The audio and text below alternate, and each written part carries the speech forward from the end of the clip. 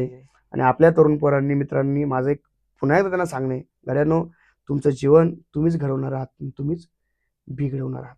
बरोबर. तुमची संगत काय? कारण आयुष्यामध्ये संगत चुकली, पंगत चुकली तर आयुष्य चुकतं. लक्षात घ्या. आणि काही एक पोरगा आला माझा मित्र, मला 12वीला नापास झाला आणि मला महाराज माझ्या नशिबात नव्हतं. 12वीचं पोरगं काय म्हणतंय? नशिबात नव्हतं. अरे नशिबात नव्हतं, 12वीचं पोरगं म्हणतंय नशिबात नव्हतं. माझ्या मित्राचे भाऊ आहेत, त्यांच्या इथून खाली ते पाय अपंग आहेत ते. तर माझ्या मित्रांनी त्यांना खांद्यावर घेतलं आणि शाळा शिकवली कॉलेजमध्ये. आता ते प्राध्यापक आहेत.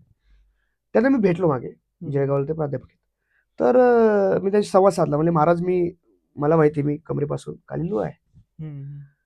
मी माझ्या बायकोला लग्न करायला सांगितलं, बाई तुला मला उठून न्यावं लागेल किंवा काय करावं लागेल. पण आज तोच माणूस एका लॉच्या विद्यार्थ्यांना शिकवतो. ते विद्यार्थी एवढा विद्यार्थी प्रशिक्षित की ते विद्यार्थी त्यांना कडेवर घेतात आणि ते खुर्चीवर जाऊन ठेवतात.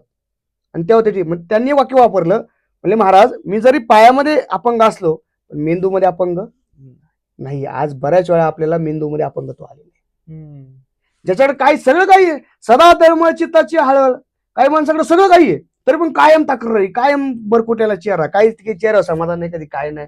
त्या चेहरा पाहिला असं वाटतं आम्हाला परत दर्शन नको याच.